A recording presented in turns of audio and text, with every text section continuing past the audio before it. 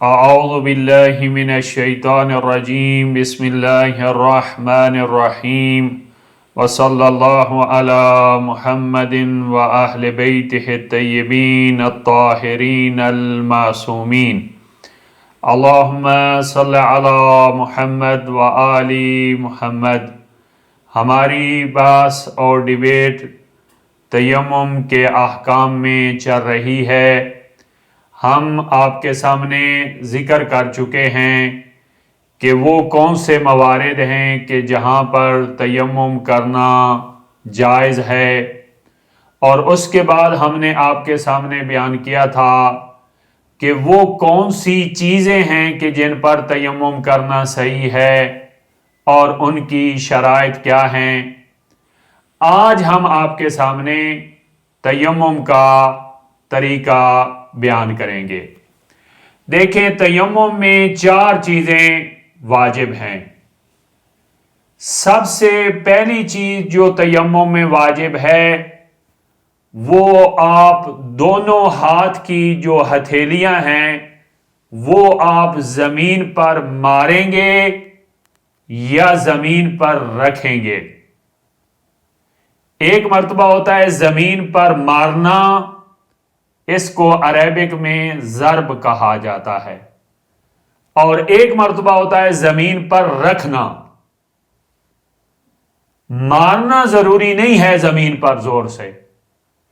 بلکہ اگر آپ دونوں ہاتھ کی ہتھیلیاں زمین پر رکھتے ہیں اور رکھ کر یوں اٹھا لیتے ہیں اور پھر اسے جھاڑتے ہیں تو یوں بھی تیمم متحقق ہو جائے گا، کیونکہ بعض روایات میں جو ائمہ علیہ السلام سے وارد ہوئی ہیں ان میں لفظ ضرب ہے کہ ضرب کے میننگ ہوتے ہیں مارنا، اور بعض روایات میں لفظ وضع ہے جس کے میننگ ہوتے ہیں رکھنا۔ لہذا علماء کہتے ہیں، فقہا فرماتے ہیں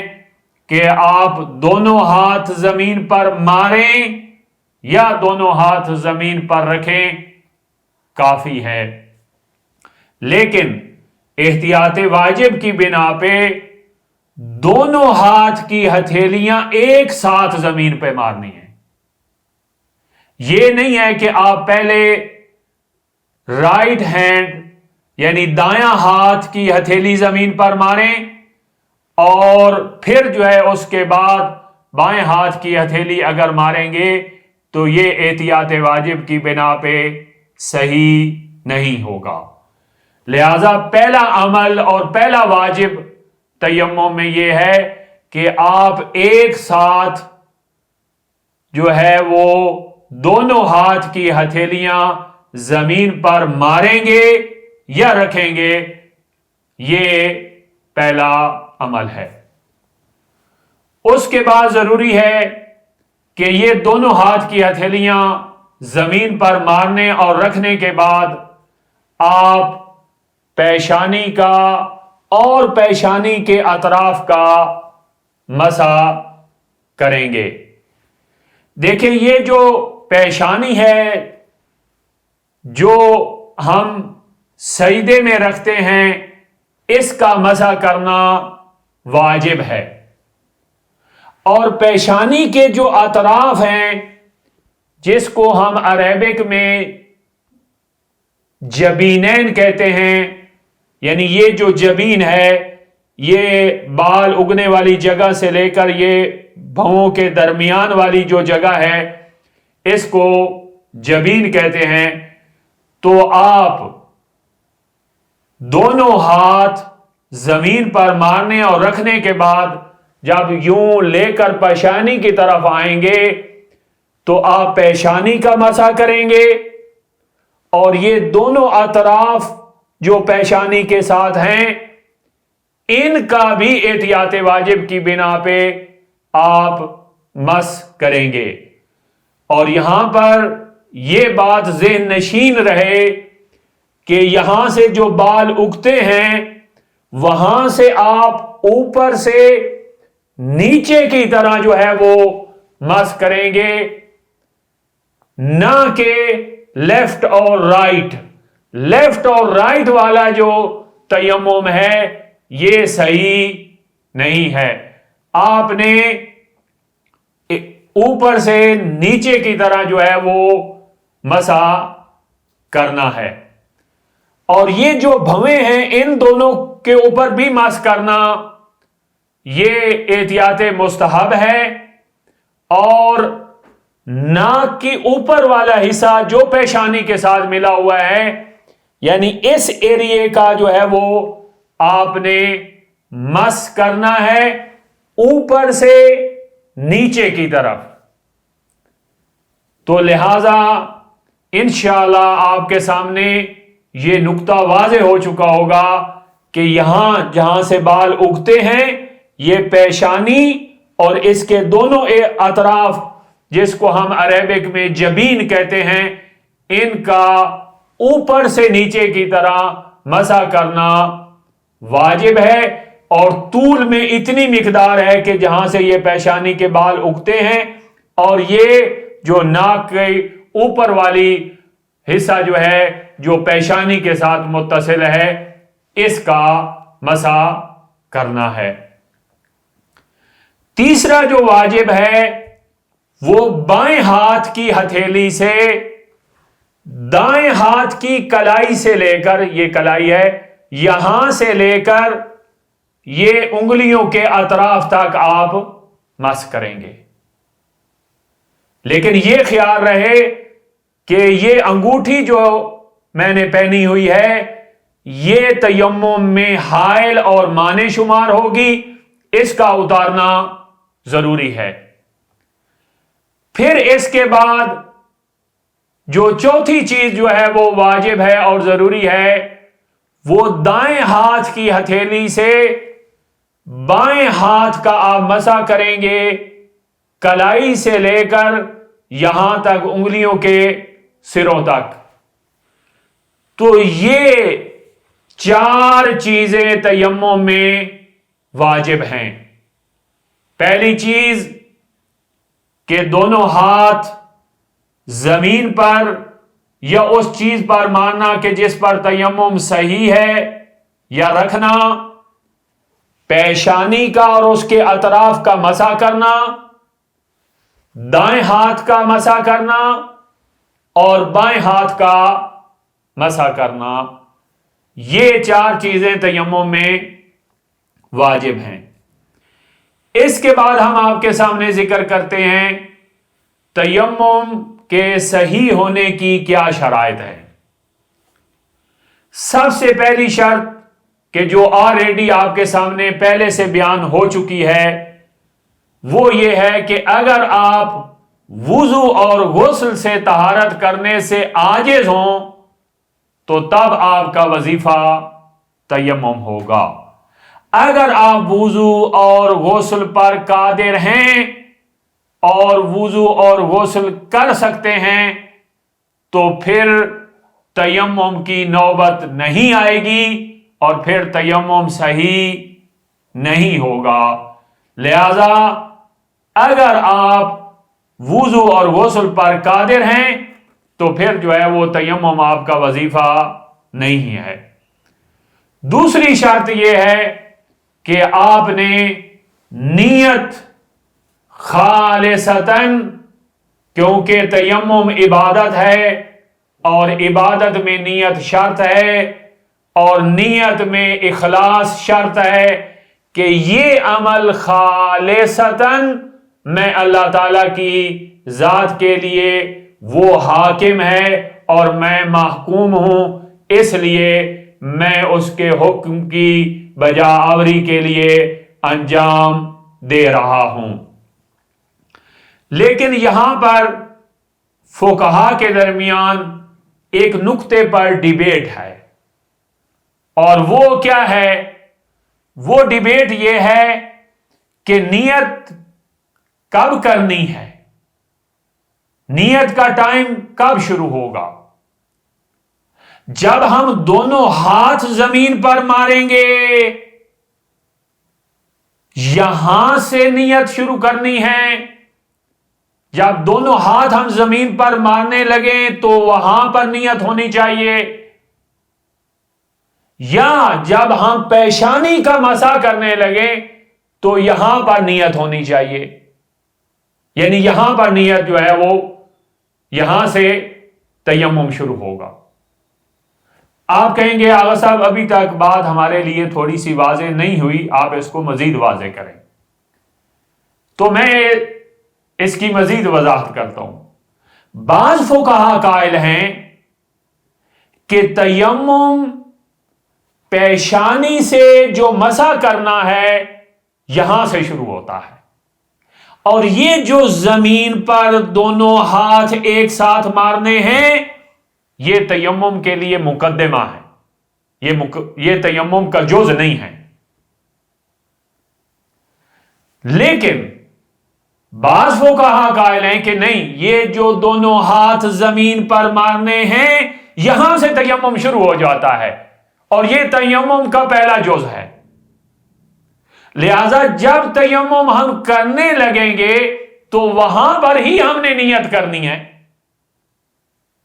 تو جب اختلاف ہے کہ تیمم کا پہلا جز کہاں سے کنسیڈر ہوتا ہے، دونوں ہاتھوں کو زمین پر مارنا یہاں سے تیمم شروع ہوتا ہے، یا پیشانی کے مس سے تیمم شروع ہوتا ہے؟ تو المرجع الاعلی آیت اللہ العظمی آقا سستانی حافظ اللہ فرماتے ہیں کہ احتیاط واجب کی بنا پہ جب دونوں ہاتھ آپ زمین پر مارنے لگیں تو وہاں پر جو ہے وہ نیت ہونی چاہیے۔ لہذا جب دونوں ہاتھ آپ زمین پر ماریں گے تو اس وقت آپ تیمم کی نیت سے زمین پر ماریں گے، اور وہاں سے جو ہے وہ احتیاط واجب کی بنا پہ تیمم شروع ہوگا۔ اس کے بعد یہ ہے کہ تیمم میں یہ نیت کرنا ضروری نہیں ہے کہ یہ تیمم میں وضو کے بدلے میں کر رہا ہوں اور یہ تیمم میں غسل کے بدلے میں کر رہا ہوں، یعنی بدلیت کی نیت ضروری نہیں ہے کہ یہ تیمم جو ہے وہ وضو کے بدلے میں ہے اور یہ تیمم جو ہے وہ غسل کے بدلے میں ہے۔ ہاں، اگر احتیاط کی بنا پہ آپ پر دو تیمم واجب ہیں تو اس صورت میں پھر اس کے سبب کو معین کرنا اس کے سبب کو معین کرنا ضروری ہوگا، ورنہ معین کرنا ضروری نہیں ہے۔ یہ نیت کرنا کہ یہ وضو کے بدلے میں کر رہا ہوں یا غسل کے بدلے میں کر رہا ہوں، یہ معین کرنا ضروری نہیں ہے۔ اس کے بعد جو ہے وہ تیمم کے صحیح ہونے کی جو تیسری شرط ہے وہ ترتیب کی رعایت کرنا، کہ جیسے ہم ترتیب ذکر کر چکے ہیں آپ کے سامنے،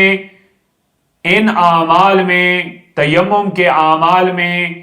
ترتیب کا لحاظ کرنا ضروری ہے۔ لہذا سب سے پہلے آپ زمین پر جو ہے وہ دونوں ہاتھ ماریں گے، اس کے بعد جو ہے وہ پیشانی کا مسح کریں گے، اور اس کے بعد دونوں ہاتھوں کا جو مسح کرنا ہے اس میں بھی ترتیب شرط ہے احتیاط واجب کی بنا پہ، یعنی پہلے آپ دائیں ہاتھ کا مسح کریں گے بائیں ہاتھ کی ہتھیلی سے، اور اس کے بعد آپ جو ہے وہ بائیں ہاتھ کا مسح کریں گے دائیں ہاتھ کی ہتھیلی سے۔ تو یہ شرط ہے ترتیب، تیمم کے اعمال میں ترتیب شرط ہے۔ چوتھی شرط یہ ہے کہ اعضائے تیمم پر، جو کہ آپ کے سامنے اعضائے تیمم بیان ہو چکے ہیں، اعضائے تیمم پر کوئی رکاوٹ موجود نہیں ہونی چاہیے، کوئی مانع موجود نہیں ہونا چاہیے، کوئی حائل موجود نہیں ہونا چاہیے۔ اگر پیشانی پر یا یہ دونوں ہاتھ کلائیوں سے لے کر انگلیوں کے سروں تک اگر کوئی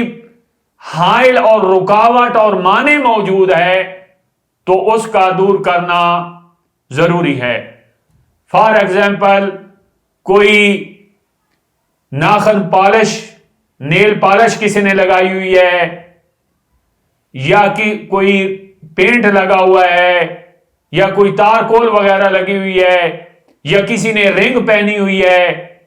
تو اس کا ہٹانا اور دور کرنا ضروری ہے۔ لہذا اعضائے تیمم پر کوئی رکاوٹ، کوئی حائل، کوئی مانع نہیں ہونا چاہیے، اور یہ تیمم کے صحیح ہونے کی چوتھی شرط ہے۔ پانچویں شرط یہ ہے کہ اعضائے تیمم، اعمال تیمم موالات کے ساتھ انجام پانے چاہیے، یعنی ان کے درمیان کوئی فاصلہ نہیں آنا چاہیے۔ اگر اتنا زیادہ فاصلہ آ جائے اور وقفہ آ جائے کہ عرف عام میں یہ کہا جائے کہ یہ شخص تیمم نہیں کر رہا، تو اس صورت میں پھر تیمم صحیح نہیں ہوگا اور تیمم باطل ہوگا۔ فار ایگزامپل، ایک شخص جو ہے دونوں ہاتھ زمین پر مارنے کے بعد پھر جو ہے وہ مطالعے میں یا کسی اور کام میں مشغول ہو جاتا ہے، تو جس کی وجہ سے لوگ کہتے ہیں کہ یہ تیمم نہیں کر رہا، یا پیشانی کا مسح کرنے کے بعد کسی اور کام میں مشغول ہو جاتا ہے کہ جس کے درمیان افعال کے درمیان فاصلہ آ جاتا ہے، عرف عام یہ کہتا ہے کہ یہ شخص تیمم نہیں کر رہا، تو اس صورت میں تیمم صحیح نہیں ہوگا، اگرچہ آپ یہ تیمم غسل کے بدلے میں ہی کیوں نہ انجام دے رہے ہوں، کیونکہ ہم بیان کر چکے ہیں کہ غسل میں موالات شرط نہیں ہے، لیکن غسل کے بدلے میں جو تیمم کیا جا رہا ہوگا اس تیمم میں موالات شرط ہے۔ اس کے بعد جو ہے وہ چھٹی شرط یہ ہے کہ مکلف افعال تیمم کو حتی الامکان خود انجام دے، یعنی جب تک وہ افعال جو ہیں جو تیمم کے اعمال ہیں خود انجام دے سکتا ہے اختیاری حالت میں، اس کے لیے ضروری ہے کہ وہ خود انجام دے۔ اگر بغیر کسی عذر کے کسی اور سے ہیلپ لیتا ہے، کسی اور سے مدد لیتا ہے، خود تیمم کے اعمال کو انجام دینے میں، تو اس صورت میں پھر تیمم جو ہے وہ باطل ہوگا۔ ہاں، اگر کسی کو کہتا ہے کہ آپ مٹی لے آئیں تو یہ تیمم کے اعمال میں داخل نہیں ہے۔ اگر کوئی اسے مٹی مہیا کر کے دیتا ہے اور پھر وہ تیمم خود انجام دیتا ہے تو اس صورت میں کوئی اشکال نہیں ہے۔ اس کے بعد جو ہے وہ ساتویں شرط یہ ہے کہ اعضائے تیمم پر کوئی سرایت کرنے والی نجاست نہ ہو اور کوئی حائل نجاست بھی نہیں ہونی چاہیے۔ یہاں پر غور کیجئے گا، اگر اعضائے تیمم کا پاک ہونا شرط نہیں ہے، ضروری نہیں ہے کہ اعضائے تیمم پاک ہوں، لیکن اگر اعضائے تیمم پر کوئی ایسی نجاست موجود ہے جو سرایت کرنے والی ہے، فرض کریں جو ہی آپ تیمم کرنے لگیں گے تو ایسی نجاست پیشانی پر موجود ہے یا ہاتھ پر موجود ہے جو مٹی کی طرف سرایت کر جائے گی، تو اس صورت میں تیمم صحیح نہیں ہوگا۔ یا ایک ایسی نجاست موجود ہے جو خشک ہے، سرایت کرنے والی نہیں ہے، لیکن مانع ہے، حائل ہے، رکاوٹ ہے۔ دیکھیں، ہمارے ہاں دو چیزیں ہیں تیمم میں، ایک ہوتا ہے ماسح، ایک ہوتا ہے ممسوح، یعنی ایک وہ چیز کہ جس کے ذریعے آپ مس کر رہے ہیں، اور ایک وہ جز یا وہ عضو کے جس پر آپ مس کر رہے ہیں۔ تو جس پر آپ مس کر رہے ہیں وہاں پہ کوئی رکاوٹ بھی نہیں ہونی چاہیے، وہاں پہ کوئی مانع بھی نہیں ہونا چاہیے. تو اگر ایک ایسی نجاست موجود ہے جو رکاوٹ ہے، جو مانع ہے، جو حائل ہے، تو اس صورت میں بھی تیمم صحیح نہیں ہوگا. اور اس کے بعد ہم آلریڈی پہلے ہی آپ کے سامنے بیان کر چکے ہیں کہ جس چیز پر تیمم کیا جا رہا ہے اس کا پاک ہونا ضروری ہے. یعنی جس مٹی پر آپ تیمم کر رہے ہیں اس کا پاک ہونا ضروری ہے. اور اگر مٹی مہیا نہ ہو تو اگر آپ جمے ہوئے غبار پر تیمم کر رہے ہیں تو اس کا بھی احتیاط واجب کی بنا پہ پاک ہونا ضروری ہے. اور جیسے کہ ہم بیان کر چکے ہیں آپ کے سامنے کہ جس چیز پر تیمم کیا جا رہا ہے اس کا شرعی حوالے سے بھی پاک ہونا ضروری ہے اور احتیاط واجب کی بنا پہ عرفی حوالے سے بھی پاک ہونا ضروری ہے. اگر وہ چیز شرعاً تو پاک ہے، آپ ایسی جگہ پہ تیمم کر رہے ہیں جو شرعاً تو پاک ہے لیکن وہاں پر کوڑا موجود ہے، وہاں پر گھن آتی ہے، تو احتیاط واجب کی بنا پہ ایسی جگہ پر بھی تیمم نہ کیا جائے. تو یہ 7 شرائط آپ کے سامنے ہم نے بیان کی کہ جن میں جو ہے وہ جو تیمم کے صحیح ہونے کی